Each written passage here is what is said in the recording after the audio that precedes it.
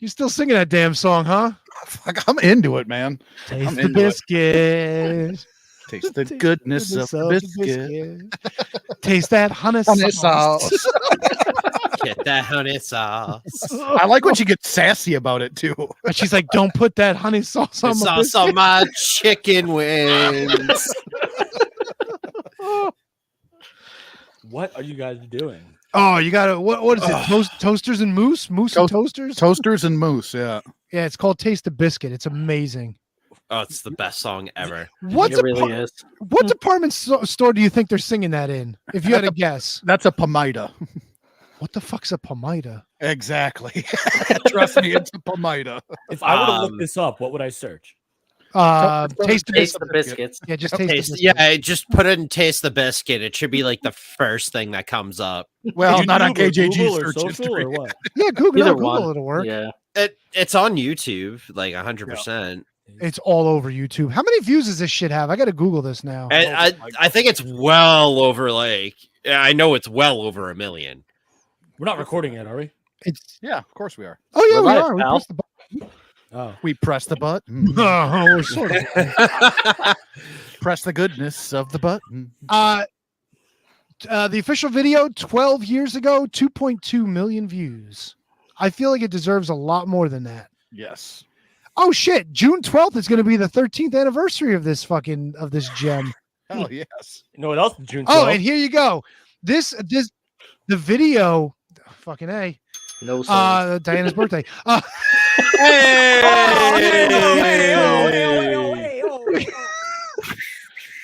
Oh, you could get the soundtrack at toastersandmoose.com, not and toastersandmoose.com.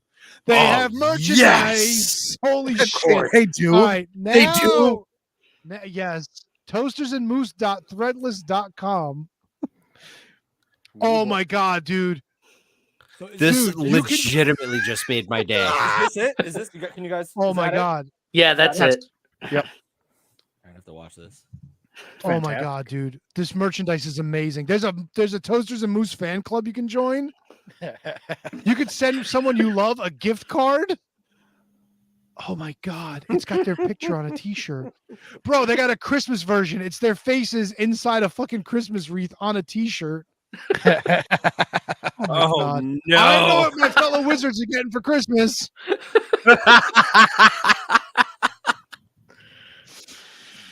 My God. Well, we hope everyone's enjoying their Memorial Day. This is our Memorial Day edition, episode 691 of The Shining Wizards. We've got some visitors in the house. We've got some great stuff to cover, none of which has happened this weekend because it hasn't really happened yet, and some of it did happen.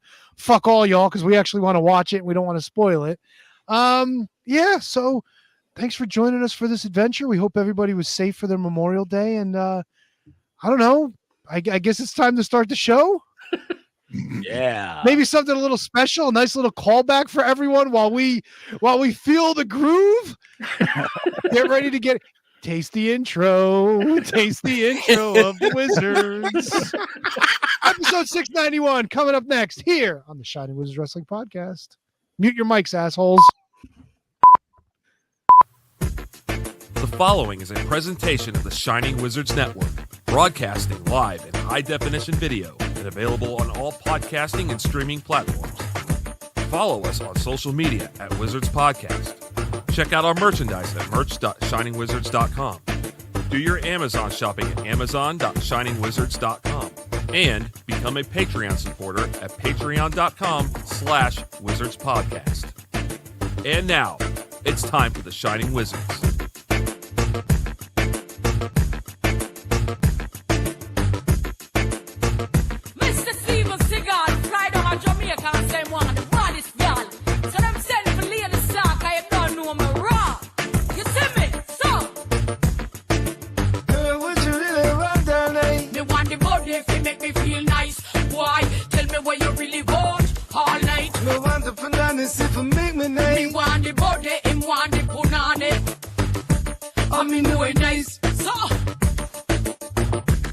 When the girls start to strut, you could look at their butt, you shouldn't do that. The girl dress is just a pity, not just there to cover her kitty. when me I fling it up, you better know fi back it up. When me I dash it up, make sure you black it up. If you ever flap it up, then me I go lock it up. Park it up like Benji hold up. So me want the body if you make me feel nice. Why? Tell me where you really want all night. You want the bananas if it make me nice. Me love the way you walk, sometimes the way you talk is so hot. Now you know, let's have a shot of rum. Then me can make you come with me to the ocean. That would be fine. You can be my bow cat. Nice idle breeze, bring you to your knees. We're jamming. Yo, this a gal and a blow me when you wind up slow. When me turn it around, you have to come. Yes!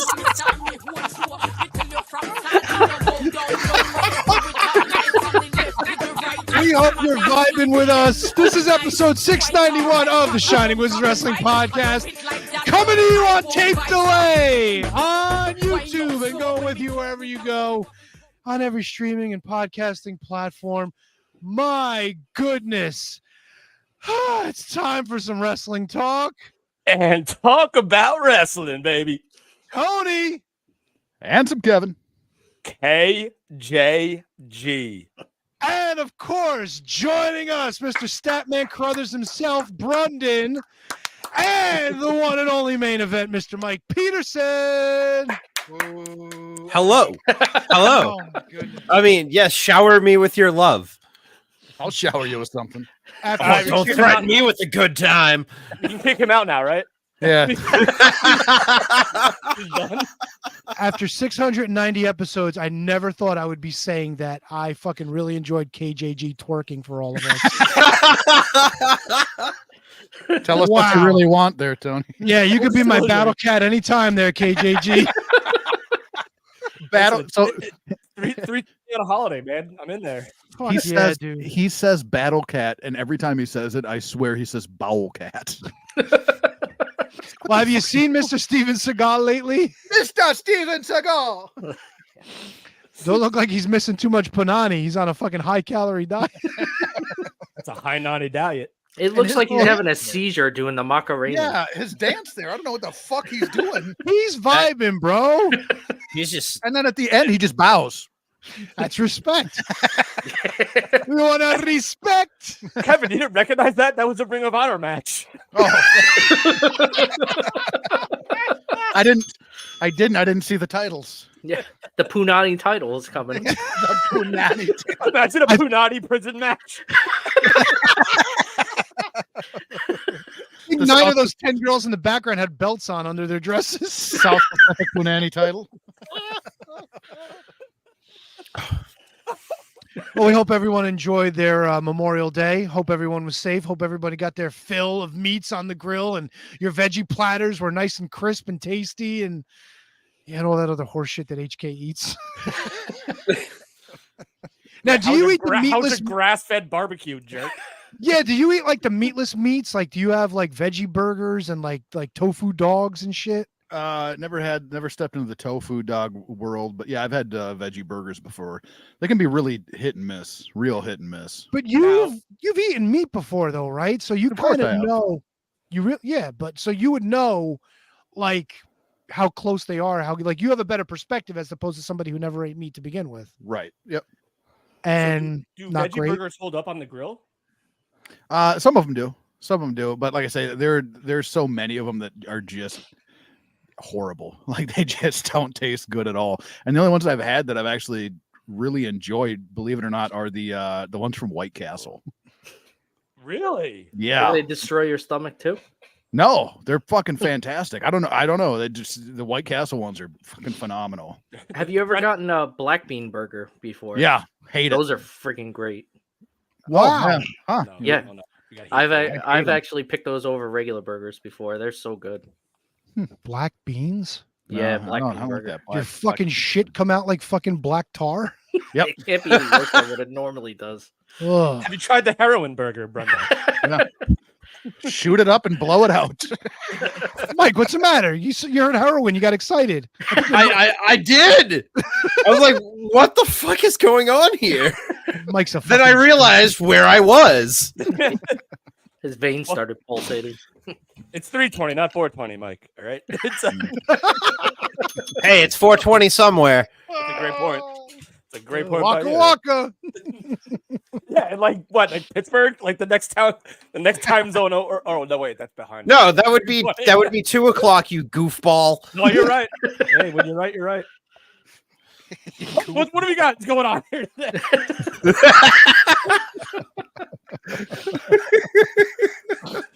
Wrestling talk and talk about heroin burgers. Yes, follow us on Twitter, Instagram, and Facebook for all your black tar heroin needs. I got a Toasters and mooses. Who's gonna put up the poll later? Do you prefer hamburger, heroin burger? You're talking about putting up the poll later. I got the Give me poll up that now. black tar burger. Brundo, I guarantee you, the results will be like veggie burger, heroin burger, black bean burger. Yeah. Put that burger in my veins. You heard of the meat sweats? Now you get like intravenous heroin needs. The meat twitch. Or the meat itch. Meat tracks. Oh, Are those like moose tracks? That's what Tony's got in his undies is meat track. It's You know where true. Tony's from? The other side of the meat tracks. I like the meat. oh yeah. Oh yeah. We're missing the other half of meat to meat. Oh my God. Yeah. Poor Matt's not here. Yeah. All right. We're having a good Slinging time. Let's not ruin it. pies. Well, is he? putting pies in boxes anyway, right, HK? Yeah. Yeah, that other guy's standing around not doing shit. The guy that's supposedly working, but that's over there fucking running laps around him, doing fucking everything. The other guy fucking leans. I don't know who that guy is, but I am not a fan. Hey, man, if you can get that gig, go for it. It's a good gig. Yeah, it's a good gig. If you can get it, get it. And I'm guessing it's probably a cash job for that Fuck fella. All right, come on now. Matt's not even here. We're gonna get him fired. At least let him be here to defend himself. Taste the biscuit. That's it. Show me that junk there, KJG. Speaking of fucking meat parties. Hey, you Trying could to find the whiteboard to write down episode names of the show. So get that honey sauce on my chicken wings, all right? Yo, Tony, I think there literally could have been like 20 different names of the episode, like in the last 4 minutes by itself. What do we got? What do we got? I was trying to find the whiteboard. Black tar meat shits? Black Big tar and Jim- burger. There we go. There it is. I love meat tracks. Black tar burger honey sauce. There we go. Meat tracks work. Honey sauce? Honey sauce and taste the biscuit. Why do we have the post-show meeting 13 minutes into the show? Because we're fucking Dunzo Magunzo already, man. It's over. It ain't getting better than this. Well, see you later. I've got the reverse. This is like the Raw, like on like Christmas Eve, like no, no one's really watching, so like you're just gonna throw like everything out there. I mean, why the hell not? Let's just see what happens. Holy shit. So we get into some barbecue talk. Like, what else do we like besides veggie platters? I like a good kielbasa. Kibas is good. Yeah. Yeah, A little sauerkraut to go with it. It's a little mustard. that's right. I That's all you need. I am always a big fan of chicken wings off the grill. Ooh. Grilled wings are actually really fucking good. Mhm. Really Yeah. good. I had them for the first time last year. I was impressed with how great they taste. I feel like I'm a- anything chicken related off the grill is just Fantastic. yeah. I'm a big fan of ribs off the grill. Oh yes, I'm And actually them up while they're on the grill too. Brundo Big coming in fan of hot. Yeah. Why God. is Ribs it are- really dark where you are? Are you hiding? I unplugged my light. And Free. Don't you have more than one I have outlet in the one room? window in the place. unplug it harder. It's already like 90 degrees in this room. I didn't want to turn on a light and make it hotter. Well, make it 90 more degrees, you son of a bitch. Yeah, lose some fat weight. Me too. I like how you specified lose some fat weight. I don't think he knew what he was saying. Yeah, I didn't know where I was going. I knew one of them would work. Take it easy, Sergeant Pudgy Lee Parker. Who was it? Who was his Oh, partner? I'm taking a. I'm sorry. Shit? You taking a shit? No, I'm trying to take a drink. HK. Who was the partner in State Patrol? Earl something, Lieutenant Earl. Cooter? Earl Weaver. I'm not going to be able to pull it. Oh no! No. Oh no! No, yeah. I'll look it up. I got you. I'm able to do it. Hold on. He's lying. He's always able to pull it. Earl. It's Earl. I know it's Earl. Duke of Earl Earl? Hebner. I wish. Lieutenant James Earl Wright. Yeah, there you go. There you go. That's where we What's are. that from? Super Troopers? No, it's State Patrol. The Yeah. WCW tag team. Oh, I thought you were talking about the comedy movie. No, so I was trying to think of what we could do if there was a partner to Sergeant Pudgy Lee Parker. So I was thinking of what we can incorporate James Earl into, but clearly that didn't work. James Earl Jones? No, but like a pudgy thing, like a fat thing. Well, he's fat. He is fat. You're right. I mean, This is Pudgy Lee Parker. Just this fucking hype man.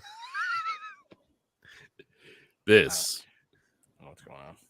this is WWE. Boy, he had a hell of a career. Who? James Earl Jones? He did all right for himself. James Earl. Yeah. Yeah, He started mean- in 82. Can you believe that? 82. Lieutenant James Earl? Yeah. Is he still with us? So far inconclusive here. Let me see. Does he have a JPay account?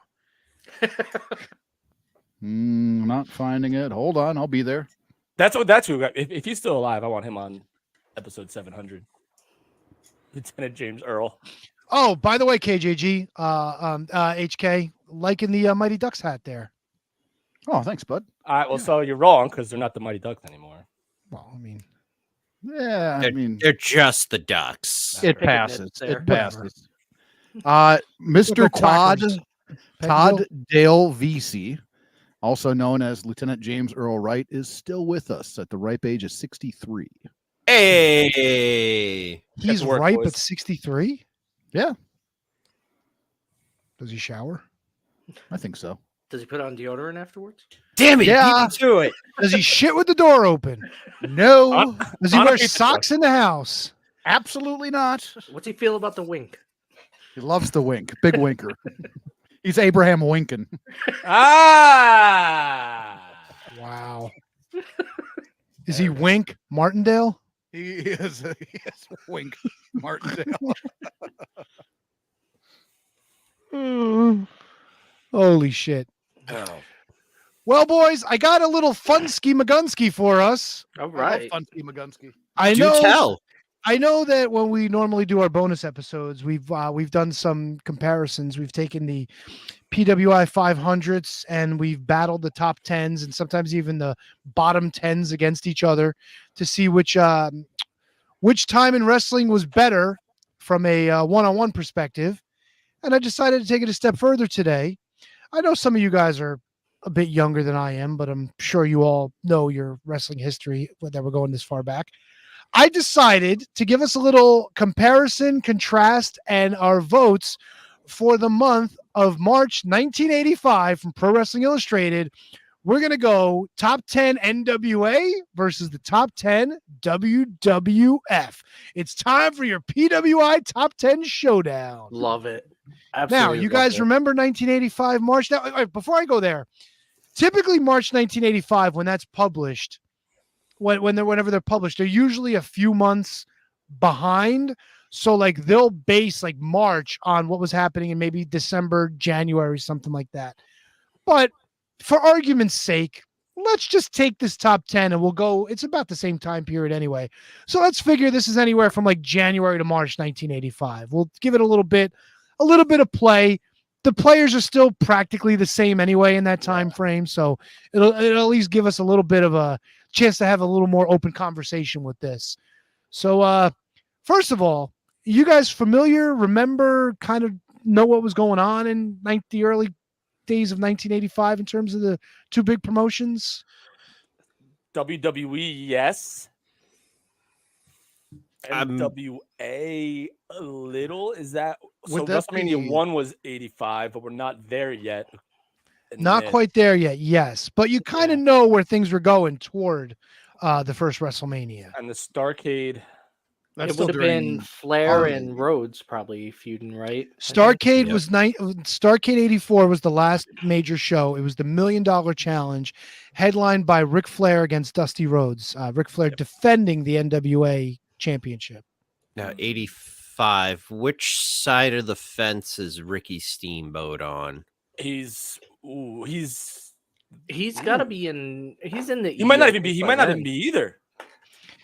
He is, I believe he's in the WWF at this point, but I can tell you he's not on either top 10. So Okay. you won't have to worry about him. All right, so All right. we're shooting out guesses. No, I just wanted to get your idea first about the time frame, and maybe we could just do a little bit of a refresh before we get into Gotcha. who was in the top 10 and doing our comparisons. Because So remember, WWE is definitely coming back to me a lot more than NWA is, but I don't see an issue with like us collectively knowing what happened back then. I can take you through the results of Starcade 1984 real quickly, if that'll help kind of refresh you guys, if you think it's a good idea. All right, so on top we had Ric Flair. He defeated Dusty Rhodes in the main event by referee stoppage. Wahoo McDaniel successfully defended the U.S. title against superstar Billy Graham. Wow. Oh, here we go. Tully Blanchard defended the television championship successfully against Ricky Steamboat. So there you go. Steamboat, at least in the tail end of 84, was still NWA.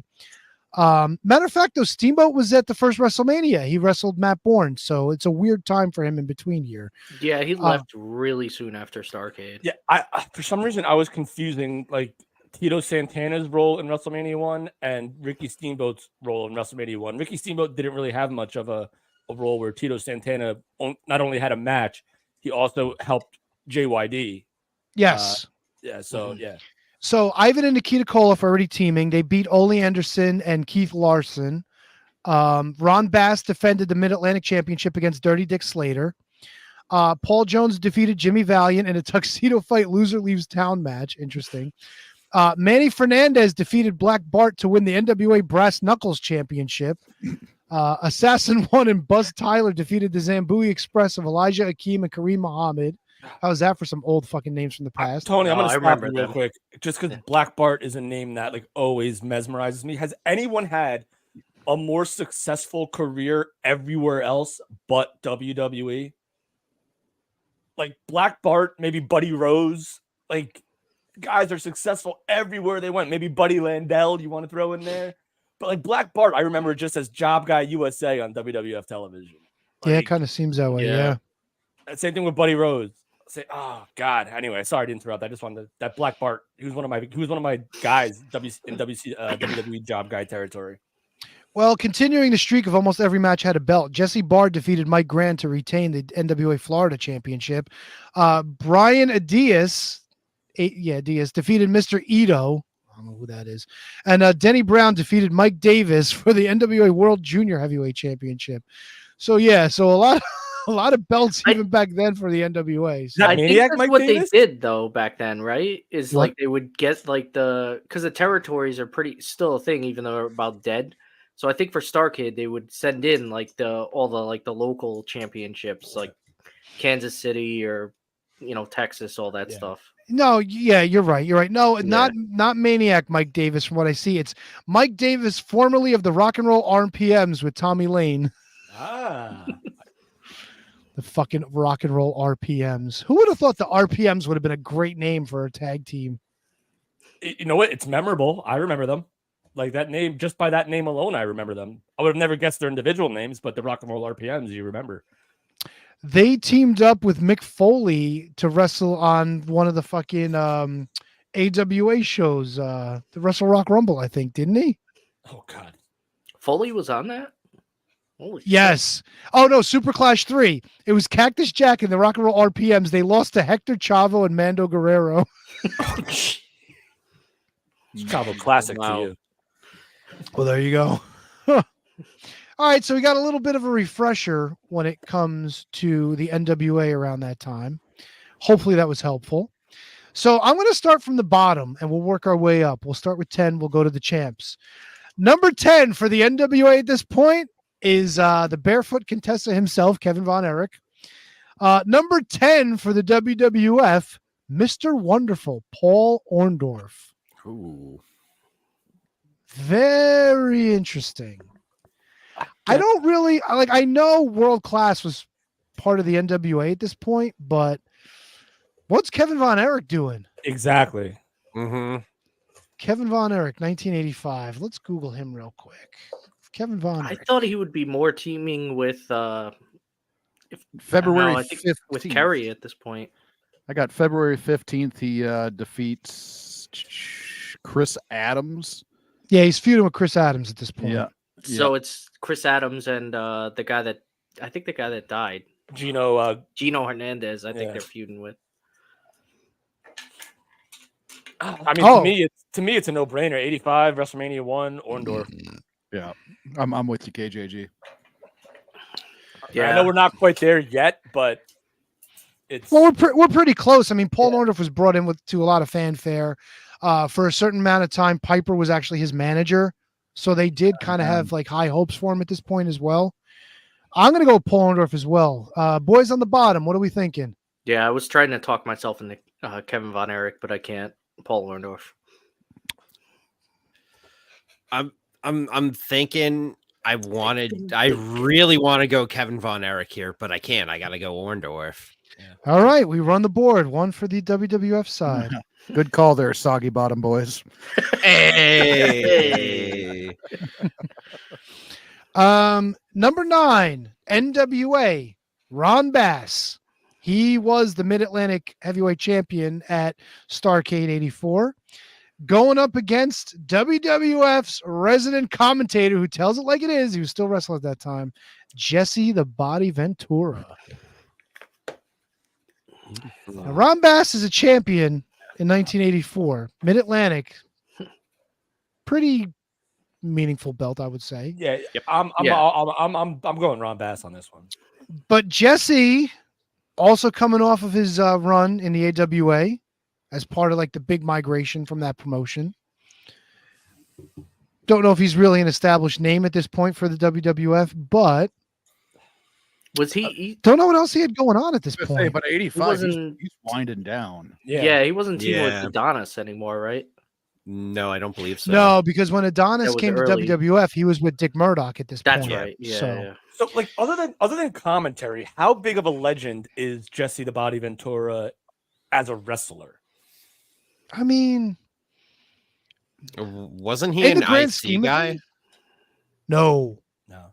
Like, Okay. I feel like Jesse Ventura made his bones other places. Came to WWE. He was a former tag champ, right? With Adonis. Yeah. Fine. Yes. Perfect. Great. But like, I feel like he gets more of his lore and his fame from his post wrestling career. Well, and I Yeah. think that- Yeah, absolutely. doesn't that play into just the fact that he was one of the commentators during the boom? Mm-hmm. Yeah. Yeah, but so this is not the boom yet. we're not talking about the boom. So I feel like Jesse's WWE run compared to what little I do know about Ron Bass's run, I know what Ron Bass was all about. And I can't imagine his run with Mid-Atlantic as that champ being worse than whatever Jesse the Body Ventura was doing as a wrestler in WWE in 1985. So I am sticking Probably- and going with Ron Bass. Feuding with Mr. USA or something like that. Yeah. I don't know if that already happened or not. I think Mr. USA might have been feuding with Paul Orndorff around this time too, Oh, maybe just okay. before that. Because I know they did have a feud. I know from the bloopers, bleeps, and body slams that they had a pose down, and Paul Orndorff fucked them up after, which led to Tony Atlas calling him a crazy loon. Yep. Crazy loon. Yeah, I'm Crazy going loon. Ron Bass. HK. Yeah, as much as I want to go Jesse, I don't think like at this time you really can go when you're comparing the two. So it's a Ron Bass for me. Mike? I'm gonna go Ron Bass here. It's probably not close for me.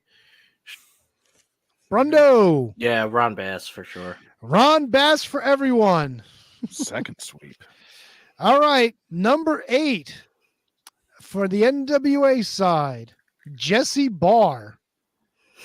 From the WWF side, former IC champion, Hungry Ken Patera. Pre-prison Ken Patera. Yo, I got a quarter right here. Watch me flip it, because I have no idea. Like what? Can you give me a little history on Jesse Barr, Tony? Yeah, wasn't he Jimmy Jack Funk? Yeah. All right, I'm flipping the coin. Jesse Barr, Jimmy Jack Funk. Let's see what he was doing in 1985. We'll take a quick peek. He's probably in Portland at that time. He won the NWA Florida Heavyweight Championship from Scott McGee in October 1984 and lost the belt to B. Brian Blair before winning it back and losing to Hector Guerrero in late April 1985. Oh shit! Wow, the territory days must have been incredible. Like, you're hearing about guys like B. Brian Blair, like you only know like as a Killer B, and now he's doing all this other shit that you have no idea. Like Jesse Barr, Jimmy Jack Funk. Like my mind is being blown right now. Ken Patera, who's currently 80 years old. Let's see. No showed us, right? WWF 1984. AWA Tag Champs with who? It doesn't even fucking say. Oh, with Jerry Blackwell. They were the Sheiks. That's right. Oh, that's right. Where's his WWF IC title run? Why? That Okay, was so- early. Yeah. So he was back in the Heenan family. This is probably before he went to prison. When did he go to jail? That It was around was that time. 86 maybe, or April 6, 1984. Oh, so Okay, all right, yeah. Wasn't so then he was out of jail already at this point? well, no, I think because it's earlier. So it was before he went to jail. Oh no. Yeah, so that happened in 1984. So he was out. He probably wasn't Oh, okay. convicted until later on. It's a work release program, Tony. He wasn't convicted until 16 months later. So he was still hanging around before he went to jail. So yeah. Yep. So there you go. Who we going? I'm going. The quarter told me head, so I'm going Jesse Barr. Jesse Barr for Kevin. I don't want to, but I'm going to go Kenny P. Kenny P. Also, he's a Minnesota guy now as well. I'll throw that one at you guys.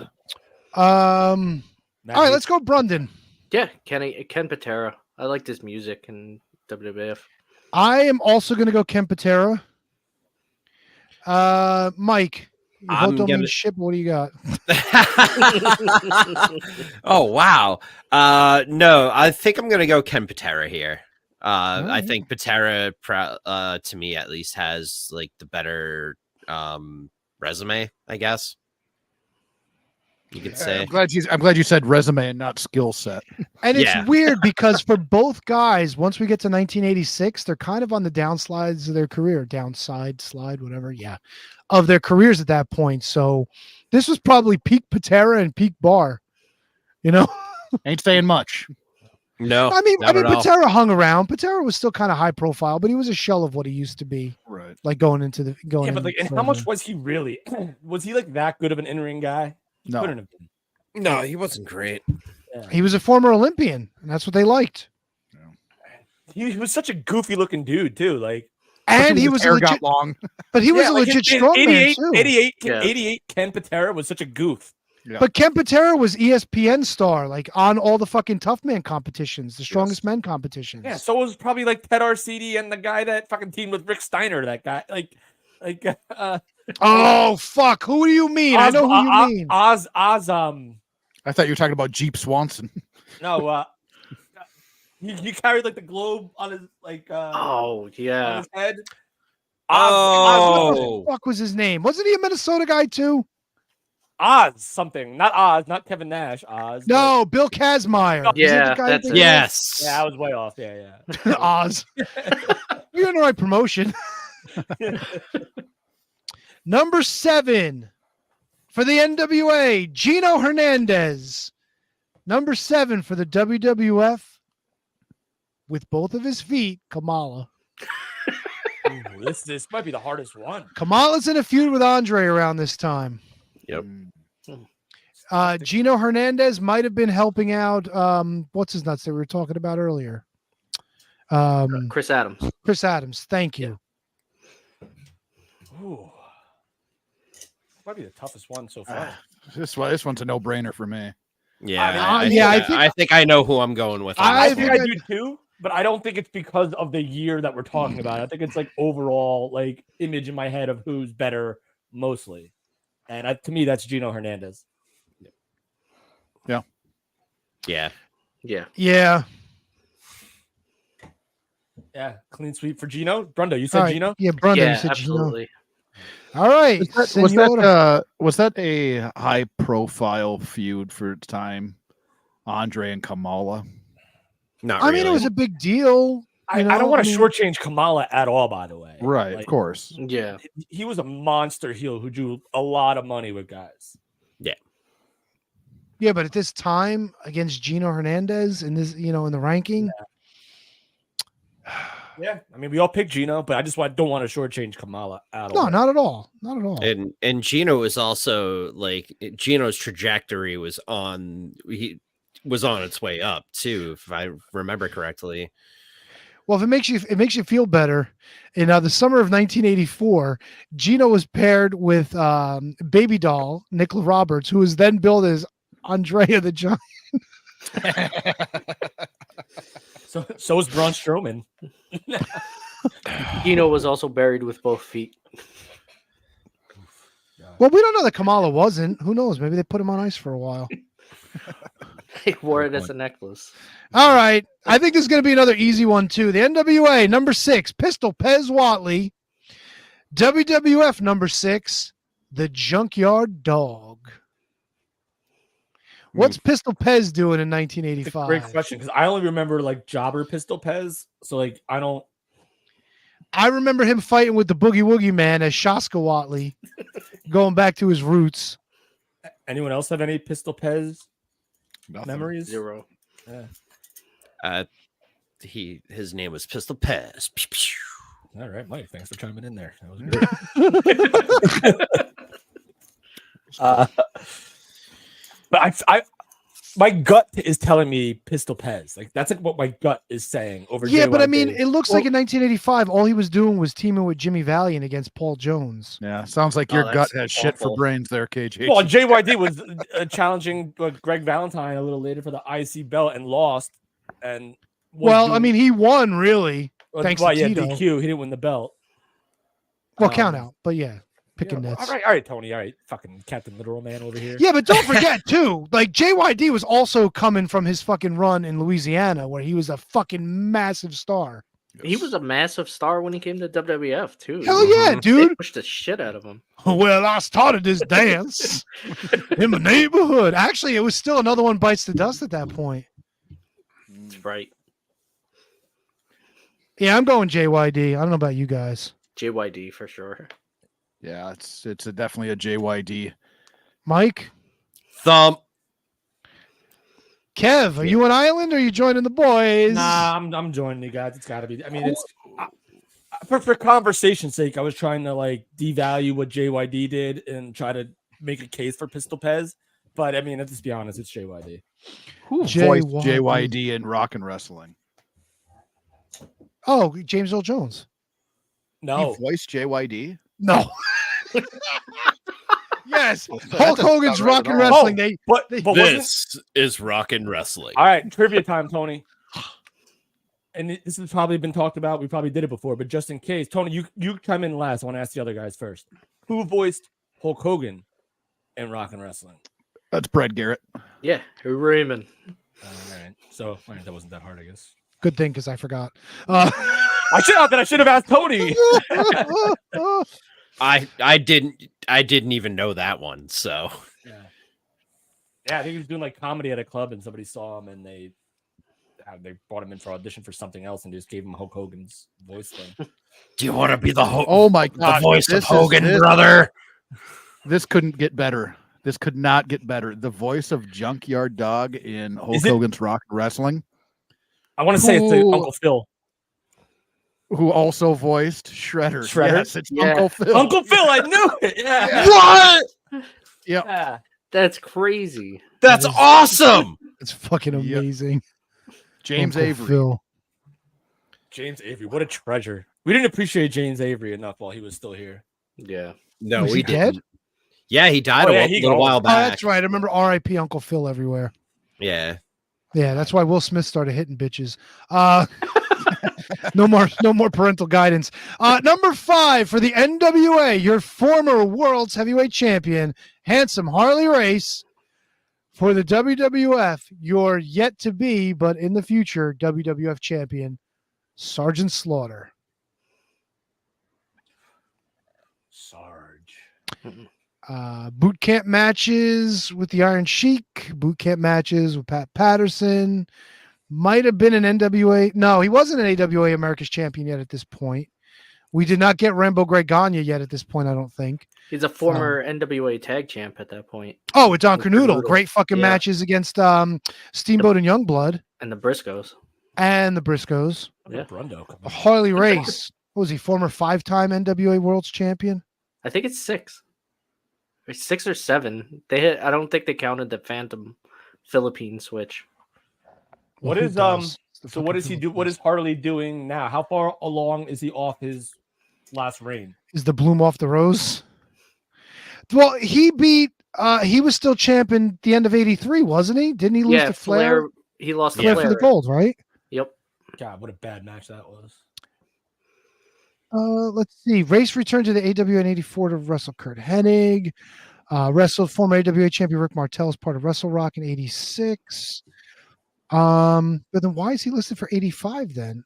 Maybe trying he's to- in Kansas City at that point. No, I'm trying to go back. There's not really a lot of listings. Like, who gives a shit about 1967? What the fuck are we doing? So when do you guys think like the bloom came off the rose for Harley? Like, I mean, we all watch The Dark Side, right? Like, we all like kind of can get what the consensus is, but like, Probably Starcade. When he Okay. loses the Flair, it's just like he never wins the belt again. So that's kind of the ending of main event Harley. yeah. No, he won it back in New Zealand in 1984 for 2 days. Oh, he did. Gotta give the people what they want, T-Donk. Fuck right. yeah, dude. It doesn't have much as to what he did, but he had the steel cage match. He won it back. Yeah, it says here his loss to Flair was largely seen as the torch passing, and then his wiki just goes into going into WWF in '86. Yeah, and he was. I mean, by the time he got to WWF, I think the bloom was full off. But by the time he got to WWF, wasn't he like already a 30-year vet, 30+ year vet? Something like that, yeah. Yeah. So, I'm trying to compare it to somebody today, like Harley Race, right? Like, awesome everywhere, like top guy everywhere. Comes to WWF, saddle him with the King thing, but still want to get mileage out of him because he wasn't just a nobody there. He eventually became one. But like, if there was somebody today, like the only person I can think of, maybe even though WWE did more with him, the first name that comes to my head is like AJ Styles. Like, amazing talent, older now. He's still at the top of his game, became WWE champion a couple times. Is there anyone else you could think of that you would make a comp to today in Harley Race? And in terms of coming to WWE finally? Sting? Like, was Sting Yeah. run? It was Sting would probably be the most comparable. Yeah. yeah, I think you're right there. Like, I mean, Cody was there, left, became a top guy, and came in. Now he's obviously the biggest star in the world right now. Yeah, but Slaughter wasn't around too much longer. Yeah. I mean, he had a great run with the Sheik. Yeah. Matter of fact, the boot camp match was on the undercard when Hogan. No, it wasn't. It was like the next month. It was February, the month after Hogan beat the Sheik, wasn't it? The Patterson boot camp match. No, when was the Sheik? Maybe it was that summer. Maybe it was June. That sounds right. Yeah, I think it was, but it was shortly after the Hogan winning the title. But then it even says here that like he was pretty much gone to like the beginning of '85. He started having the what was it? The G.I. Joe? G.I. Joe thing Yeah. started around then, right? I think so. Yeah, because that's what led him to leave. Yeah. And you got to remember, this is like, I just correlate everything with like figures. So like we're getting into the LJN era where like he doesn't have an official like WWF LJN. He has a GI Joe LJN. Yes. So, God, this might be tough too. Race or Slaughter? I tell you what, I'm drawing my line in the sand. I'm going Harley Race on this one. I'm with you. I'm going Harley. Yeah, it's fuck. It's a Harley thing. I thought the timeline was a little bit off, and yeah, 87 was when Slaughter got his LJN. Okay, so we're still a year and a half away. Or Yeah, like that. yeah, I was gonna say I was a little early, but yeah, it's a Harley thing for me. Yeah, it's got to go Harley. I'm gonna say Slaughter just because. Nice. Good No, for I you. like it. Yeah. I think that's a toss-up, really, based on what Tony said they were doing leading up to it, especially when Tony laid out the timeline of when the magazine was put out and what they're focusing on. I mean, in '84 too, Slaughter. If Hogan never comes in, Slaughter could have been one of the guys. Could have been the champion at that point. Well, I mean, Jimmy Snuka could have been too, but he Well, had to yeah. murder his girlfriend. Tony just inserting random names into the conversation that have nothing to do with the conversation. No, it could have been Snuka. Snuka was super popular in this time too. So And this is El before Matador every- 92, right? Yeah, but listen, that's the biggest mistake Vince McMahon ever made in his career, even other than shitting on people. Now, if you want to Excuse say me. Tito Santana in 85, 86, I'd be on board. Excuse me, we don't besmirch El Matador. Oh, I Well, love it. Kevin, I'm going to give you your wish. Number 4 for the NWA, the Hands of Stone himself, Ronnie Garvin, for the WWF, Tito Santana. Arriba. Now, Ronnie Garvin was not the world champion yet. Tito's got quite a few tag title runs under his belt. He's also got one Intercontinental Championship run at this point under his belt. He will eventually win that title back, and he's locked into a feud going into WrestleMania with Greg Valentine. But Eventually, Macho Man. well, yeah, but that's much later on. But he is in a feud right now to try to get that title back, even though they pivoted and went with JYD at Mania. So strange. So yeah, so up to this point, it looks like in '84. Actually, Ronnie Garvin's feuding with Tully Blanchard and Black Bart. Him and Barry Windham won the U.S. tag titles from the Ivan Koloff and Crusher Khrushchev. Feuded with Loverboy Dennis Condrey and Beautiful Bobby Eaton.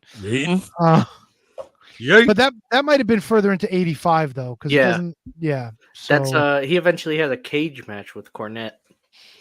he had some shit going on with Jake for the TV title, but I can't tell when that happened. It was probably later in '84. Let me see if he ever won that title. I think he did. Let me see. It's so hard to tell because there's so many different fucking NWAs, like all the different listings. It's like Mid-Atlantic, mid this, Georgia, mid that, What was the backup year you had for this game, by the way, Tony? 91? No. What I was gonna do was I was gonna do the PWIs, the top the 500s for yeah, it was a different comparison, but I figured this one would have been a little more in our wheelhouse where we could have a constructive conversation about it. And I'll tell you what, it's like jogging my memory, and it's like making me want to watch more stuff that I never knew existed. Like, Well, that's or just- good. Yeah. Maybe it's doing some good too for the folks listening and checking us out. I am a huge Tito Santana mark, and as much as I like Ronnie Garvin as well, I think Tito had a lot more under his belt at this point. He was a big star. I'm fucking going Tito Santana, and I see handsome Kevin making faces at me, but sorry, dude, it's Tito for me. I think Ronnie Garvin is the most overly criticized wrestler like in the history of the world. I think he's the most overly criticized NWA World Champion in the history of But he anything. was not world champion yet at this point. I know, but I'm just trying to make a case for why I'm going to make the choice that I'm going to make. I think he had a great mid-card run in WWE. I thought he was very unique when everyone else had all these crazy characters and all this stuff. Ronnie Garvin was just tough, beat you up, like small guy, hair, bleach blonde hair, referee nonsense. With that being said, I got to go with my main man, the hairstylist, the gym teacher, the first wrestling autograph I ever got in my life was a Tito Santana. So All right. I cannot go against Tito. Tito it is. Handsome Kevin. Oh boy, I think you're right, KJG. I mean, Ronnie Garvin, and he catches a lot of shit, a lot of undeserved shit. He does. I'm a huge fan of Ronnie Garvin. I like Ronnie Love him. Garvin. Ronnie the guys. Garvin was a straight badass, right? Yeah. Tough guy. I mean, he'd knock your dick in the dirt and make you fuck the earth. All that being said, The fantasies you got going on. yeah, they call it earthworming. That being said, I gotta go Tito, right? Fucking earthworming. I think that's the name of the episode.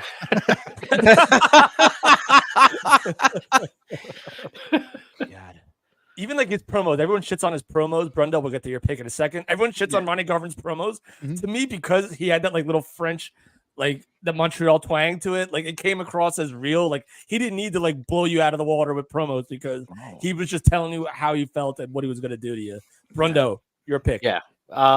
As much as I like Ronnie Garvin, he's I think he'd been wrestling like 15 years at this point.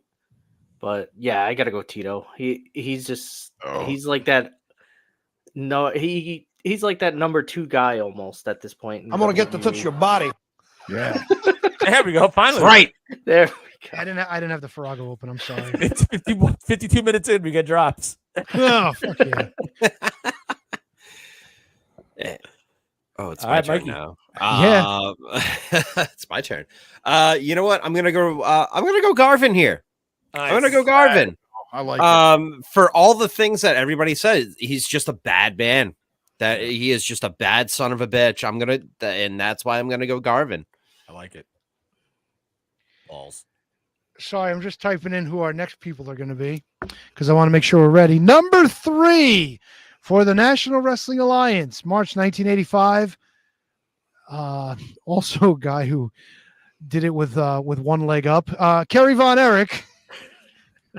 Number 3 for the WWF, the hot Scot himself, Rowdy Roddy Piper.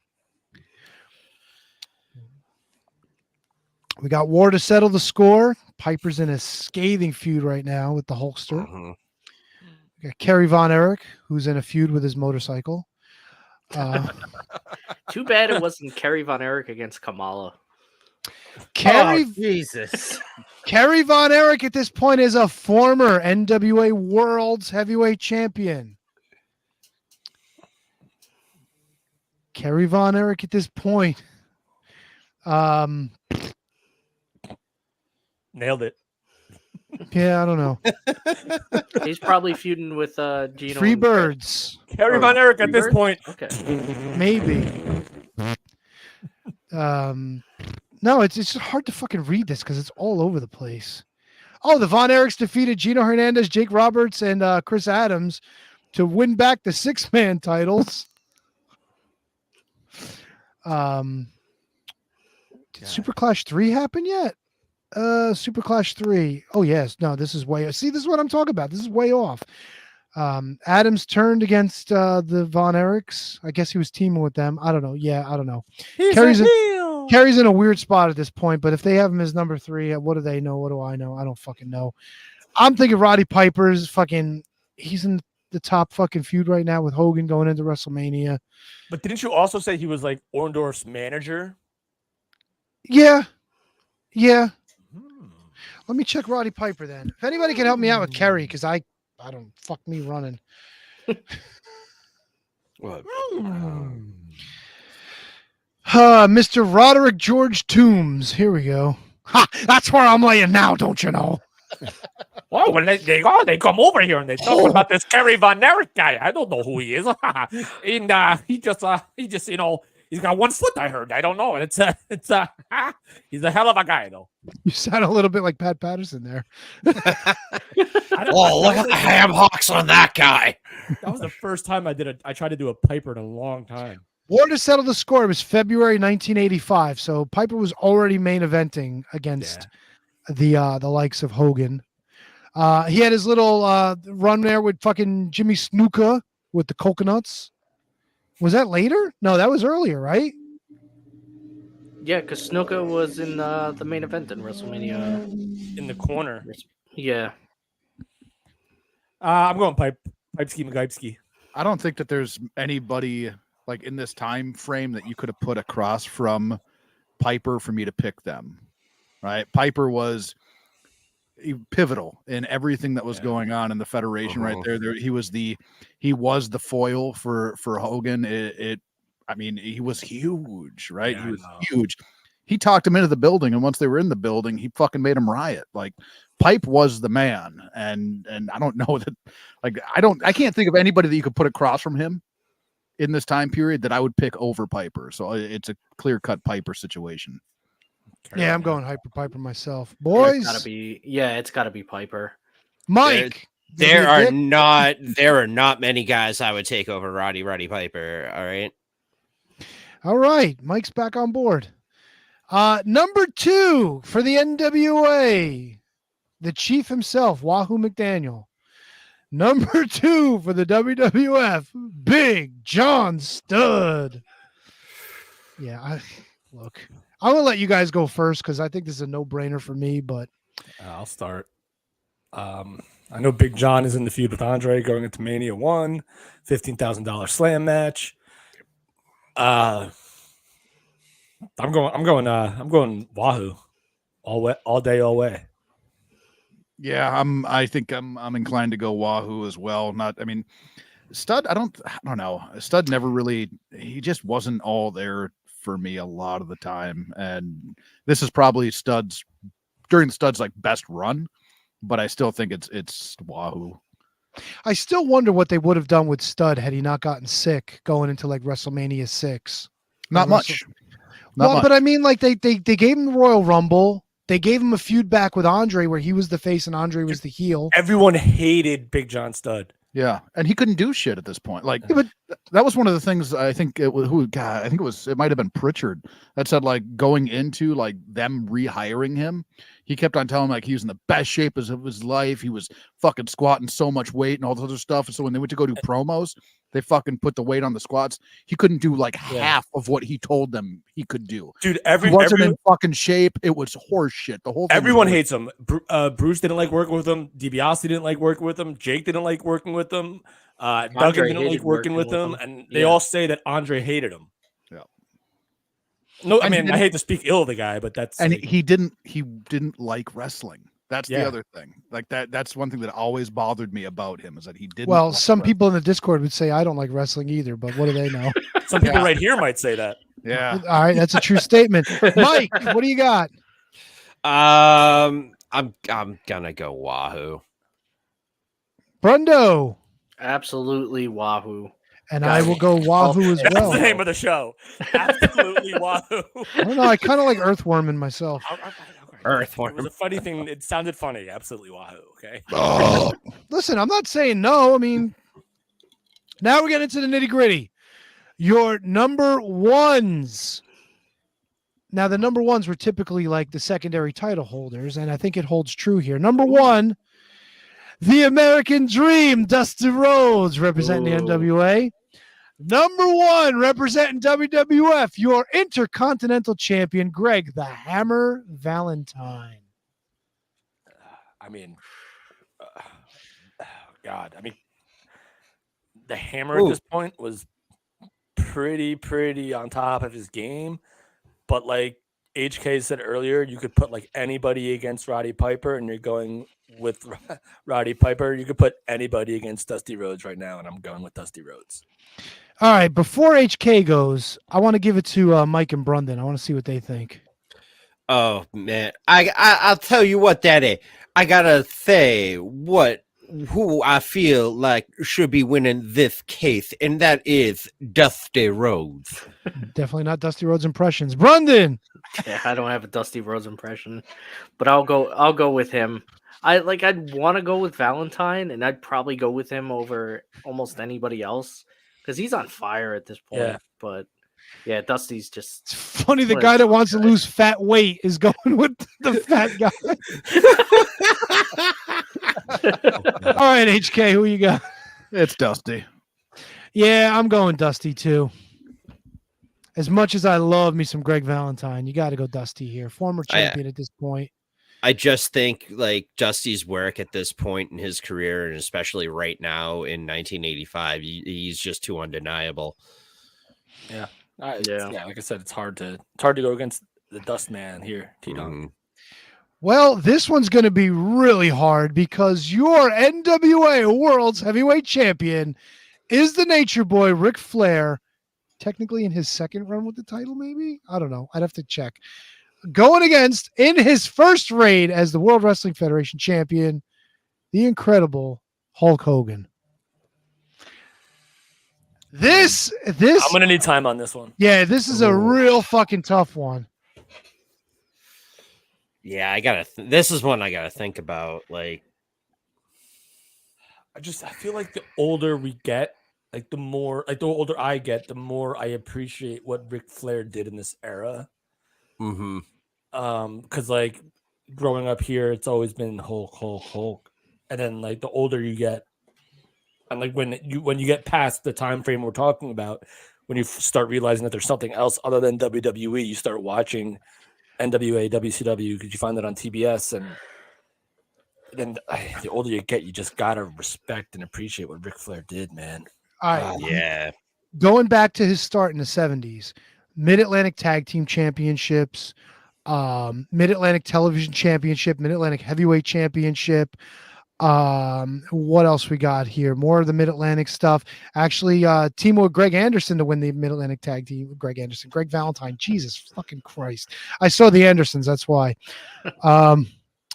May 15th. Blah, blah, blah, blah, blah. I'm trying to see when won his first NWA US title, beating Bobo Brazil in great fucking Wikipedia, not listing fucking years very well. 1977. Tons of championships. He won his first NWA championship in 1981. He flip-flopped with 1 foot himself. Flip-flop with Carlos Colon. Flip-flop with Harley Race. Yeah, and I think that leads into the shit that goes on in early 1985. So there you go. I mean, Hulk Hogan may have had some regional championships. Probably had the AWA World Championship pulled out from under him twice. yeah. But fucking start of Hulkamania, bro. January 1984. He is a big fucking deal, transcending the wrestling business already. Appearances in Rocky 3. Appearances on Saturday Night Live the night before WrestleMania. Hooked up with Mr. T, guest starring numerous times on the A-Team. Cover of Sports Illustrated. This is a big fucking deal. He may not have all the championships and allocades of Ric Flair, but he's the guy that everyone considers to have put fucking wrestling on the map. So I'll go first then. I'm going with Hogan. Because if I'm starting a federation in 85 and I have to pick the one guy, it's got to be Hogan. Because he's going to draw you everything. I'm gonna counter you, Brundo Magundo. Love you to death. Love you too. Now, this goes back to the debate, like Belichick Brady. Would Hogan be that guy if anybody else but Vince McMahon was booking? He kind of was in AWA. No, but he was a heel there. He was. Oh, He no. was- no, His was run? Nick Bodwinkle. He was God over there. Yeah, Hulkamania was already simmering when he Yeah. was taking on Nick Bockwinkel. Did we lose Kevin's mic? Yeah, we lost your mic, bro. He's gone. Kev, we only lost have your mic, one bro. mic Oh, working right no. now. Well, see you later. Rip to his microphone. Nope. No. Not yet. Nope. Nope. Oh, Nope. No ears. He's gonna switch mics. All right, handsome Kevin, we'll go to you. I'm going with the Hulkster, and it is close. It really is, and I think that like if you're going like strictly from a work standpoint, obviously I think it's Flair, and I think it probably in any time you compare the two, it's likely to be Flair just from a work standpoint. But Hogan, I mean, he was the boom. You know what I mean? Like he was the guy, obviously, along with Piper, along with McMahon, that made it, outside of wrestling. Kaboom. I want to, like, a lot of me wants to say Flair. Right? A lot of me wants to say Flair, but how could you go against Hogan in this area? I mean, like in this area, in this era. So yeah, I'm a Hogan guy. Main event, Mike. all right. So this one, I've had to do a little bit of mental gymnastics over, because on one hand, you've got Ric Flair, who's got his working boots on. I mean, I think, this is sort of Ric Flair around his prime, like in his prime, around his prime. Next, you've got a guy who literally became a pop culture icon and transcended wrestling so much it put it on a national stage, put it on a worldwide stage, I would argue. And for that reason and that reason alone, I really want to pick Flair here. I really want to pick Flair, but I gotta go Hogan. All right. Well, I guess we don't need my vote, but I was going to tell you anyway, I'm going Hogan. As much as I love Flair, he was too much in your face. Fucking Hogan was everywhere. You were already at the point where if somebody mentioned pro wrestling, two things came to mind. WWF, Hulk Hogan. Yep. That was it. That was it. So I am going Hulkster. It's a shame that we lost Kevin, because I think Kevin might have been voting. It seemed like he was going for Ric Flair. Would it have mattered though? No, not at this point, because the four of us all took Hogan. Yeah. Right. Let me see. He's messaging me. Give me a second. If my shit doesn't get back in time, I'm going Flair. That's pretty much what we figured. Yeah. But and listen, I don't fault him for going for Flair. This is not an easy question. No. We all mulled this one over quite a bit. Yeah, I mean, had it been any other person but Hulk Hogan coming into Hulkamania, this would have been an easy Flair. But I just can't pick against Hulkamania right now. Yeah. It's a tough one. All right. While we're waiting to see if Kevin comes back, let me give you the rundown and let you know which promotion wins the PWI Top 10 for March of 1985.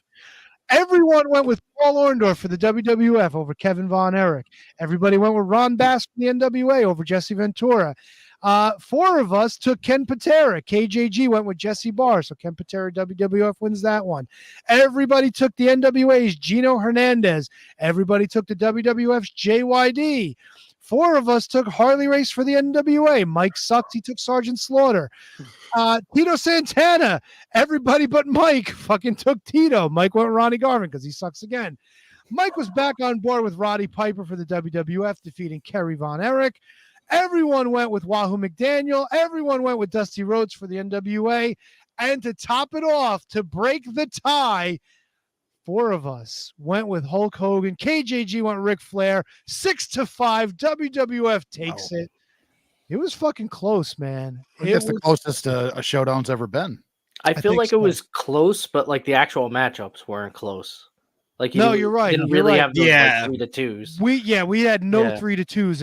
It was just one guy holding out for a handful of them. Most of the time, Mike, you suck. Actually, I shouldn't even say that because KJG had two holdouts as well. But we like KJG. We hate Mike, so Yeah, that makes sense. I get it. Yeah, it's such It's a good the- justification for Flair too. It's because I'm from Boston. I yeah. get You know it. what? We didn't get to hear from you, KJG, and we talked about it being close, even though 4 of us went with Hogan. What were your thoughts? I just thought that like Ric Flair, like because we didn't grow up around that atmosphere, and I can't speak for everybody, but like because we weren't there, if we were there, Ric Flair would have been head and shoulders above no matter what Hulk Hogan did. No matter And no matter what. That's a very fair point. That's a very fair point. If we were all guys from like, like from Georgia or like, Florida, like nobody would touch like you. I don't care if you bring in Mr. T. I don't care if you bring in, Hogan and Piper and Snuka and Muhammad Ali. Like to me, like Flair is just a guy that was just on top of the world too, and he did it himself. Like that was Ric Flair. Hulk Hogan was a creation of McMahon. Ric Flair was a creation of Ric Flair, and that era was so incredible. I just have to go with Flair on that. And he even apologized for yelling at the people at Little Caesars a couple weeks ago. Whatever fucking pizzeria that was that he lost his Dude, shit. to me, that's not even like Ric Flair being like a jerk. That's just a drunk dude like saying stupid stuff. Like if that was anybody else on the corner, like just ranting and raving in a restaurant, it happens every single day. So I'm not even judging Flair for that. No, but it's still funny. It's like, hysterical. What a crazy drunk Ric Flair do this time. God, I'll take crazy. Now, if this was a PWI where it was like crazy drunk Ric Flair versus Hulk Hogan, I'm taking crazy drunk Ric Flair too. How about that? I bet they both say the N-word. Did he say he didn't say the N-word? Did he? Flair in that? Flair? No, not in that. But he's not in that, but... from all accounts, he's called Teddy Long that a few times. Yeah. Well, at least once. I shouldn't say a few times. I'll back that up. I'll back it up like KJG did in the intro. I'm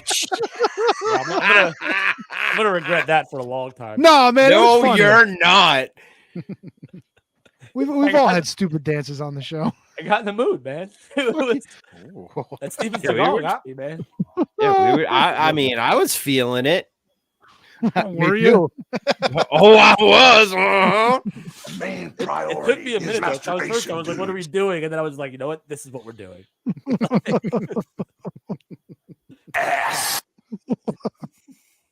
Taste the biscuit. Taste the goodness of the biscuit. We should fucking play that. Give me that. You think he'd get a strike from playing that? Oh fuck yeah! I don't even remember. I don't remember if we got a strike from Steven Seagal last time. It is what it is. I don't give a fuck. I mean, it does fall under fair use. Especially with those fucking moves that he does. Fair use, is that like free use, Mike? Yes. Oh, fair use is the same.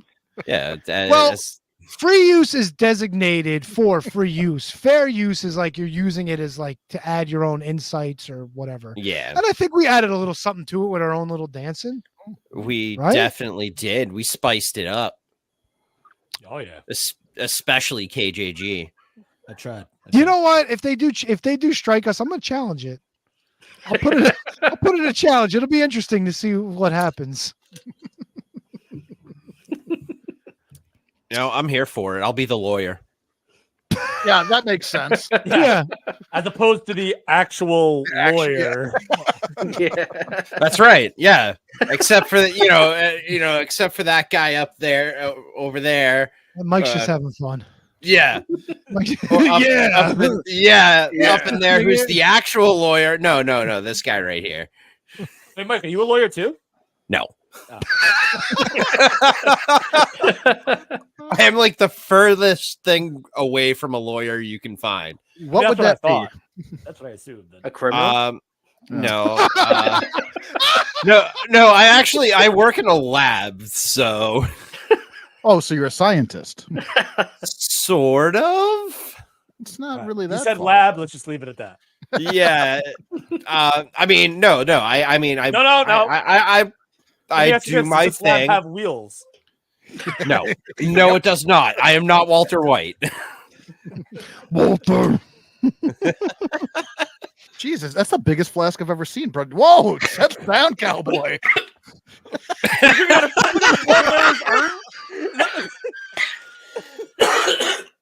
a Taste the cheesecake.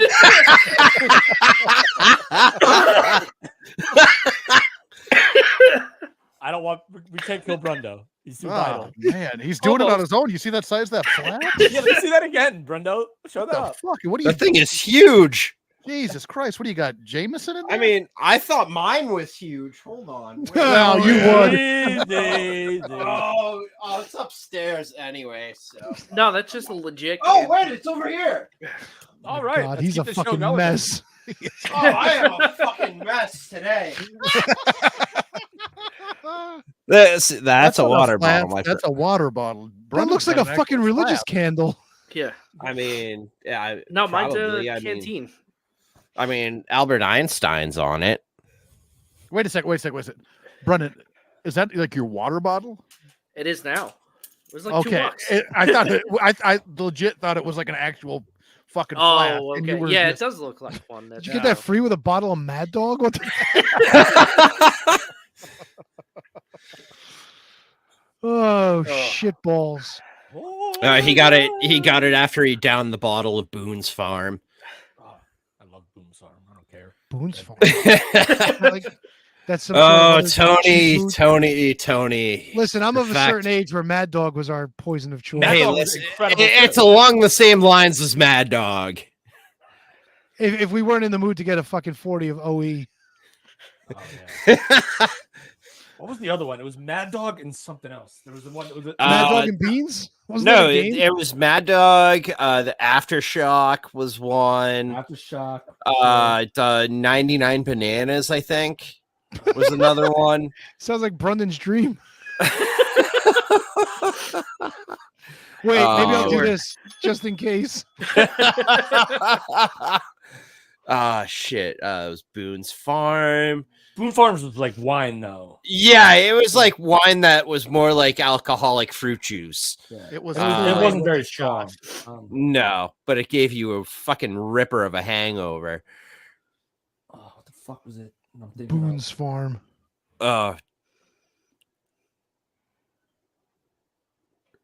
All right, we all had a fucking heart attack at the same time. yeah. Hey, this time I killed the conversation. Cheap booze in the 90s. Let's see what we got. Zima. Zima. That's No, No, Zima's right 100%. in my head. No, but I mean like cheap shit, like hooch. You know what I Yeah. mean? The Hooch. Red Dog. Thunderbird, Red I Dog. here love we go. Red Dog beer. fucking Red Dog. Red Dog, Iron Steel, City? Steel Reserve. Steel Reserve, yes. I had. Oh man, I had Milwaukee's Steel best. Reserve. Milwaukee's best. Schlitz. Milwaukee's Beast, Tony. Give me Milwaukee. six. No, we used to call it fucking. What do we call it? Pittsburgh's worst. Oh, I Yeah. got it. I know what I was thinking of. Schlitz. No. Well, Natty Cisco. Ice. PBR. Cisco. The Thong Song. That's right. No, it's funny. The Big Show was in that video. Somehow that popped up on my social media today. I Big Show forgot was he in the was in Thong that Song video. video. Yeah, he was. Wait, Big Show was in the Thong Song. Yes, he was in the beginning of the video. And it's like the Precursor he's like a big to dude. his, Oh, I mean, yeah. Precursor to the Akibono match where he wore one. There you go. Look at Brendo coming in hot. Yeah, it was I Cisco mean- was what I was thinking of. White Lightning, Frosty Jacks. I've Oh, never White heard of any of these. Special Red. Did any of these? I remember Special Red. I'm sure you do. Oh yeah. Oh yeah. Yeah, I don't know. Fucking Reddit is an amazing place. Thunderbird, Night Train. I remember Thunderbird. Yeah, Thunderbird. Oh, isn't that what fucking Stone Cold said to Jake? He said, Oh my gosh, yes. Yes. and Vince was like, "Oh, come on." Stone Cold drops Thunderbird in a promo. You know it's good. Yeah, Mm-hmm. I think they've taken it out of that promo since, haven't they? I don't think that's on the cock. That wasn't the Austin 316 promo. Oh was yeah, it? it was. It was part of it. Yeah, it was. God, how was like a Thunderbird? How did Thunderbird not catch on as much as Austin 316? Like imagine like Austin Thunderbird on like shirts. Oh my god! Imagine it was Thunderbird 316. Just a fucking Goddamn bottle on the back of Thunderbird, his son of shoe. a bitch. Holy shit! Thunderbird 316 just said. What? Some Steve Bird. What? My God. Well, What? is there anything that's happened in wrestling that we need to discuss? Hey, what's been going on in New Japan? We want to cover New Japan before we fucking call it Yeah, a let's day? talk about that. You know what, Tony? I'm glad you brought that up because I would love to do a deep dive. Yeah, gotcha. Let's go. Like I'm talking like Thunderbird. What dive into New Japan Pro Wrestling? You know, it's my favorite promotion on the planet. Fuck yeah, dude. Full By card far set and up for away. New Japan's all together Sapporo. I'm totally kidding. We will not talk about that at all. No. Is Put it up. Eddie Kingston okay? Is he coming back? He's it's not going to be bad. back Oh. till May of next year. Yeah, I think I heard it's longer now. Yeah. Yeah, Well, good. He could do is- more of those fucking eating cheeseburger and watching matches thing. He literally did everything except cut his leg off to his leg at this point. Dude. Torn I feel like ACL, he's- meniscus, broken leg, everything. Yeah, as bad as his injury is, he's really lucky. Like, it's a horrific injury, multiple injuries. He can't even have surgery until a certain part of his leg heals up first. So, Jeez. Yeah, he's got to wait till I think it's. Oh shit! It's he I can't have wanna a surgery say- till July. Or he- Yeah, like, he's yeah. the knee swelling has to come down before he Yeah. can even get to That's it. such a bummer, man. Because Eddie Kingston, like, say what you want, dude, and dude commands a reaction, commands Mhm. a presence, commands everyone, and he deserves it. So that's a major bummer to AEW. Yeah, he was one of my favorite parts of AEW.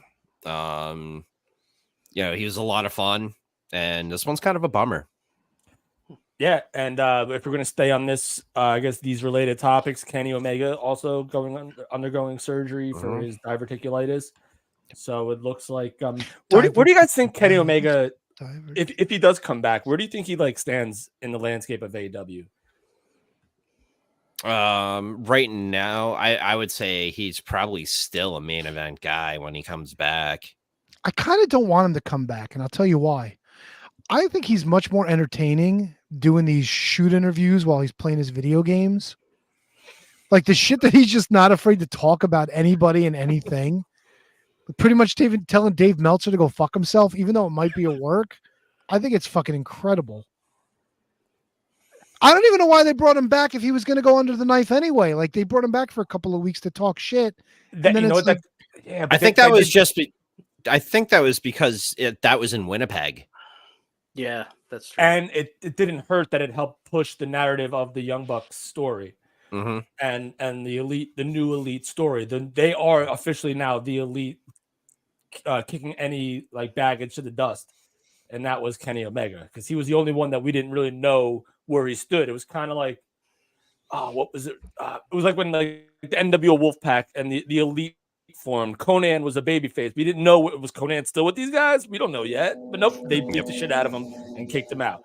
So they finally put the final nail in the hammer on Kenny Omega. Conan. Where does Hangman play into all this bullshit? Does he even? I mean, he still has unfinished business with Swerve, so Yeah, I feel like Hangman's gonna come in after the EVP soften up Swerve. It kind of feels like one of those ideas.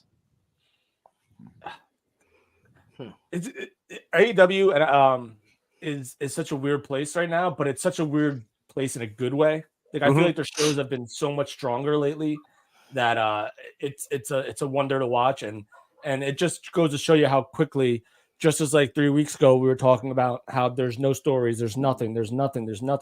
The latest show up until this pay-per-view last night, just like the stories were tremendous. The Go Home Dynamite, everything was match, promote the match, story, repeat. Every single match like led into the go home of the show. Or led into the show on the go home. So it was just AEW is doing a fabulous job, and they're hopefully, but they get some of these stars back. Brundo, I don't know if this was in the notes or not, but did you hear rumblings about MJF signing his extension like officially? no, I didn't see any notes on that. Okay. I thought I saw that he signed his extension quietly a little while ago. So you get him back. Yeah, I You feel get like Hangman Adam Page back. You get that would like, be something it would be best if they kept that as quiet as possible because it Yeah. would be more impactful. Him just showing up and being like, "Oh yeah, I'm back," and all that. You know what the real wonder of AEW was how easily Sanjay Dutt can break a table. That was a wonder to watch. Oh my god, that was pretty amazing. Well, That you was guys, I think my guys favorite ever. comment was somebody had threw John Cena through the table. Yeah. how many of you guys had Satnam Singh versus Daniel Bryan on your fucking bingo card? I loved I didn't- every 5 minute and 1 second of that match. I was Me entertained. too. I love It was Satnam Singh. so good. Wait, it only I went love- 5 really was. minutes? Yeah, it was only a 5-minute match. But this is AEW. Should have gone 27 to the break. Hey, They had a listen. long afterwards. Do you know I Satnam would have. Singh, Tony? I wish I knew him better than I do. I kind of want to just hang out with Satnam Singh for the day. Oh, I met Satnam Singh. That's right. Like you were in yesterday? the elevator with him, right? No, they were at the bar. It was him and was it Sanjay or Jay Lethal? I forget. They were sitting at the bar. Oh no, I forget who it was, but Singh was there, and I went up and just shook his hand, saying I was a big fan. I forget who else he was with. Would it have been Was Jay? it- Because I know Jay. Was it like if you shook your hands with a baby, like your hand compared to his? Well, I have gigantic hands, so Okay. they're just like thin. I want to So- know what qualifies as a big fan. Like you told Of him you San- were like you I said you were a big fan. Like, do you have a T-shirt of his or? Well, no, I've sung his praises on the show before. this is what he means. Yeah. I've sung his Yeah, Mike- praises on the Mike show is before. feeling no I pain.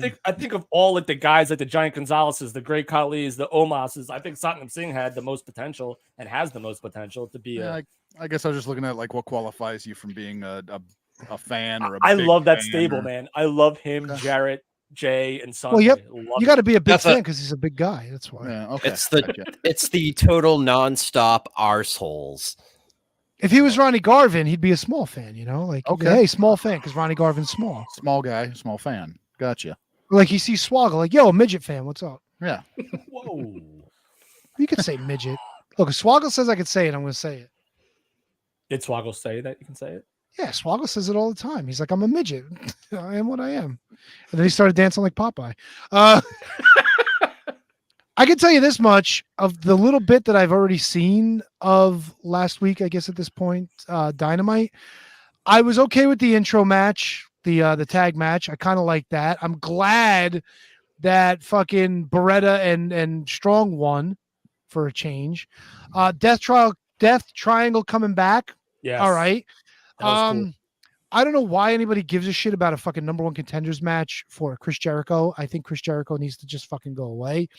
I feel bad for Brian Keith because he's in a job role now, and I think he's better than that. But I mean, it is what it is. Anything else? Was he ever in any other role? Brian Keith, no, because where did he come from? What promotion did he come from? He was an indie guy. Yeah, Yeah, we he talked did- to him. Yeah, He did a lot of Yeah, shots in Texas and he did a lot of work in Minnesota as well. Yeah, he was starting to work up and down the East Coast here as well. Yeah. I don't give a fuck about Willow Nightingale and Mercedes Moan. I Nope. really don't care. I will tell you this though, Takeshita beating Matt Sydal, this is exactly the kind of match that fucking AEW needs to do more of. They need to have the guy who's going to be pushed, who's being pushed, come in, wrestle somebody who's a bit of a name, let that somebody who's a bit of a name get a move or two, and then fucking eat the finish, eat the pin. Yeah, This is that's what it Matt's- needed to be. That's Matt Seid. That's been Matt Seidel's job since day one. But this is how like stars should be booked on AEW, not give a star a fucking 25-minute match with a guy who's supposed to fucking lose. You know what I'm saying? You're talking about You're talking about the Will Ospreay Kyle Fletcher match. No, I'm talking about Takeshita and Sydal. No, but you're comparing it to Will Ospreay. Oh yes, Kyle yes, Fletcher. exactly. But then the only thing that I didn't like is that it went too far. That Takeshita like beat him up a little after the bell, but you don't have to fucking slaughter the guy. But of course, it leads to fucking Plumber Moxley coming in, and of course everybody's cheering for him, and I get it. They love Moxley, and then he just fucking hits him with the microphone. He goes, "I'll see you at the pay-per-view." It's like Right. you didn't need that because you know what's gonna happen at the pay-per-view. Okay. Takesha's gonna fucking lose because it's an eliminator match and he's the fucking IWGP champion. And now you just made this guy who you put over strong against fucking Matt Sydal You made him, now you fucking made him look like an idiot. You're gonna make him look like an idiot on Sunday. Like, why would you do that? Okay. I just want to. Okay, so I'm kind of on the opposite side of the fence of this because when Moxley popped Takeshita with the microphone, I laughed. I'm sorry. Like to me, there's nothing funnier than somebody who you think is about to do a whole ass monologue and then boom. Yeah, but the spot has been done to death lately. I feel. Yeah, like. but it has. But you've also got the commentators laughing at what he did. And you're trying to build Takeshita up as the guy who could possibly challenge for the fucking IWGP World Championship, a fucking belt that you've been putting over the past couple of weeks that Moxley's got it. You know what I'm saying? Like, you just made the guy you're going to beat on Sunday look like a dick. So you beat a dick. Congratulations. I do that on a daily basis, and nobody puts the IWGP World Championship on me. Maybe they should. I don't know. But I fucking hate wrestling. What if we did? What if we put that IWGP on you? I'd be hitting people with microphones till the day I lost that belt. All right. Well, let's Ghetto, if you're listening, put the IWGP on Tony, please. Thank you. I thought you said Ghetto. He did. He did a little bit. So HK, let me ask you this: how do you feel about the way that the build up to Christian and Swerve did? Because I was of the opinion of, like, if Swerve's beating the shit out of Christian now, like, what am I waiting for him to do on the pay-per-view? Like, so to me, it seemed like Swerve got a little too much in on Christian on that segment. I'm right with you, man. I'm not completely like disappointed or anything like that, but it was cool. Like, save it for the pay-per-view. That it's kind of more where my head's at. I mean, I don't think there's any way that Christian's going to win. It would absolutely shock me if he did. Save it. Like I say, just save it. I think for the most part, it wasn't a bad episode of Dynamite, but there is one thing that drove me fucking nuts. Here we go. So they banned Darby from the building. Banned from the building. How they've already said he's gone anyways. He's, what the fuck they say, he was in Colorado or something. And then they revisit it going, well, there we have it. Darby Allin's been banned from the building. Well, but we know he's in Colorado.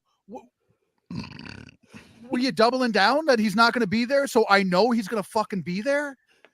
Oh man, I was fucking pissed. I was pissed. You know what, you can't say you're banned from the building. He's in Colorado. Why you banned? He's banned from the building. He's in Colorado. He's not even fucking there. Why are we banning him from the building if we know he's not going to be there? And then they double down saying, we know he's not here, but he's been banned from the building. Shove it up your ass. I'm going to disagree with you on this one. If and these you're guys wrong if you do. And well, if these guys are trying to be dicks, it's not a terrible way to be dicks. Like, everybody knows Darby Allin's showing up before the pay-per-view. Everybody, it's like they used to know that Stone Cold was going to fucking show up when they said he was banned from Raw, or he was at the fucking local medical facility because he had a fucking lump in his ass or whatever the fuck he had. You know what I'm saying? Like that. I mean, I wasn't on board. Like, I didn't see the whole thing, but I'm okay with something like that. Like, they're trying to be dicks. Let them be dicks. We all know Darby Allin's showing up. So we know it's happening. It's one thing if the Bucks do it, right? It's one thing if the Bucks do it, but for the commentary team to double down on it, why don't you just go ahead and say, like, hey, you know? Oh, well, wait, it was the commentary team that said this? Oh, okay. You know what? Yeah, fuck them. Stop being part of the show, you fucking job. It's one thing if the fucking, like, if they the did they did the same shit after Hook and fucking Takeshita fucking beat Brian Keith. They did the same shit. They already fucking put the graphic up and they're like, hey, just got the text from TK. It's confirmed. No shit. You just fucking told us 2 minutes ago when Jericho started talking. We don't need the fucking confirmation. It's in the books. Yep. Yeah. Fucking drives me nuts. That shit pisses me off. It really does. I did love the whole Tony Khan dropping him off thing. I thought that was superbly done.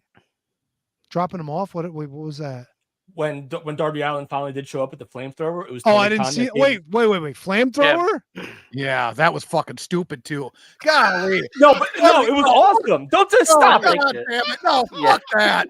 Fuck No. that. All right, so the execution was probably stupid, but I love the idea of Tony Khan dropping him off. Oh, here Yeah, I am. that makes sense. with That's the the guy fucking that can flame. override it. Wait, Oh, Tony Khan with his broken neck drove from Colorado to wherever the fucking show was and Yeah. dropped off Darby. Dude, it was handed a was flamethrower. badass, and nothing's gonna get you more over than a babyface as less than more. And like Darby Allin gets out of the car, the window rolls down. It's Tony Khan, fist bump, done. Awesome. Tony Khan should have said, "Wait a minute before you go," and then open the trunk and then fucking say, "I think you're gonna need this." Yeah, here, And- take a fucking flamethrower. Yes, if he would have fucking handed it to him, it would have been amazing. That would have been cool. Oh If- man. Listen, if you're in with the craziness for a penny, you're in for a pound, dude. You might as well just fucking go over the top with it. The fuck is he gonna do with the flamethrower? Light, Hey, he light has a people on license fire. to use it. That was the thing. Oh. He's the only one that can use it. Here you Now, go, I son. will say this though. Did it actually were there any fireballs thrown from it, or was it just like? No, he was just. It was- I Yeah, it was remember just a that straight video of flame. him You're shooting. fucking stupid. It's unnecessary. It is fucking fucking stupid. and unnecessary. I think they tried to do it for they thought it was like the explode. What was it? The Eddie Kingston Moxley death exploding ring match.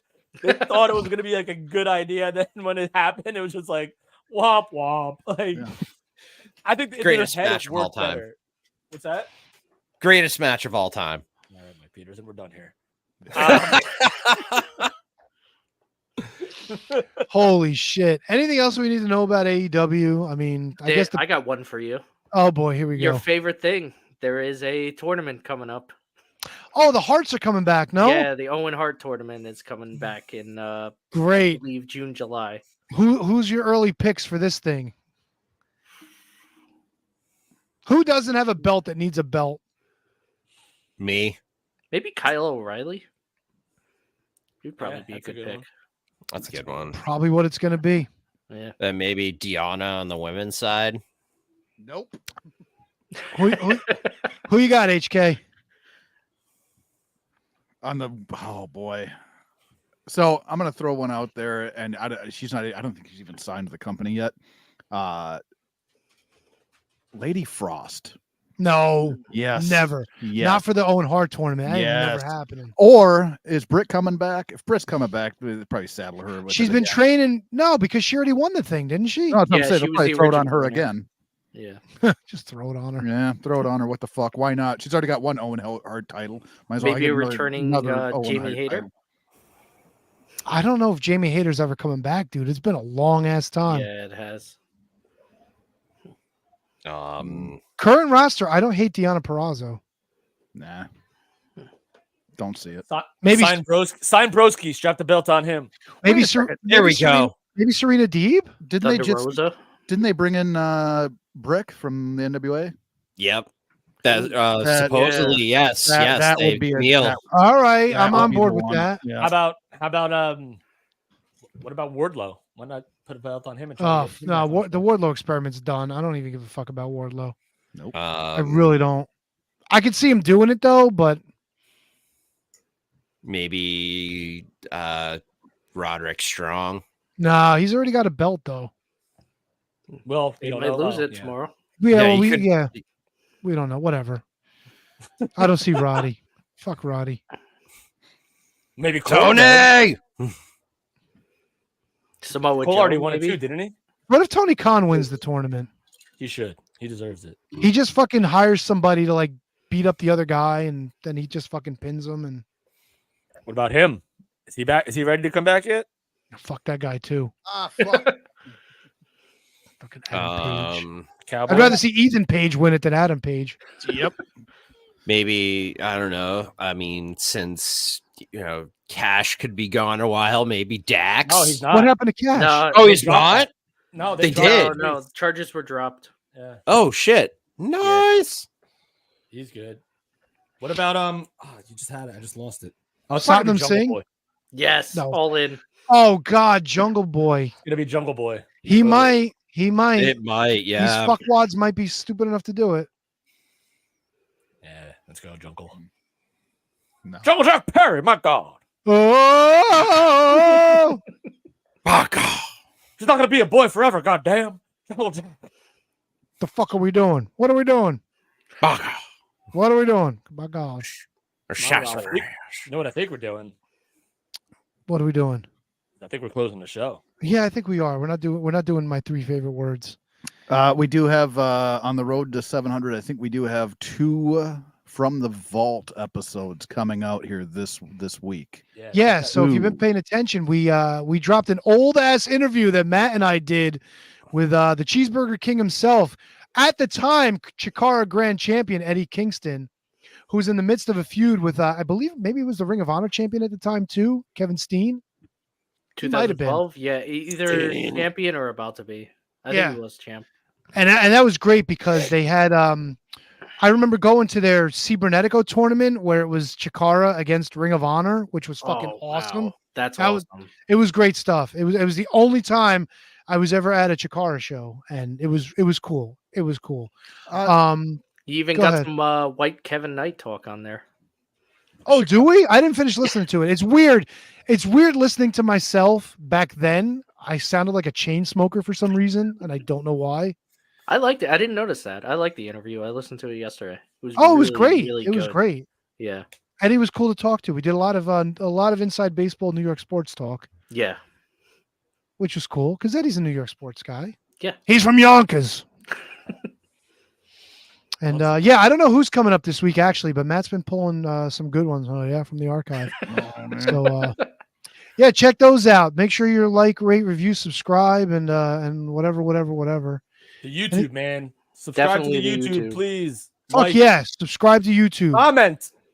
Go steal your family's phones and subscribe for them. Or just make 20 fucking alternate accounts under your regular YouTube account and just subscribe. Just like you do on Grindr. Yeah. Or just talk about how much I suck. Yeah, Mike does suck. Come on board and tell us. Come on. Yeah. Sucks to suck. I mean, you're already watching us here. If you're not subscribed already, what the fuck are you doing? Yeah, just press the button. Yeah, I'm sure your grandmother would want to subscribe too. Go fucking sneak into her house. Sign her up for YouTube and subscribe. Yeah. Grandma's probably already subscribed. Yeah. Great point by you. Fuck yeah, dude. Why do you think grandma's got plastic on the couch? That's Monday right. nights.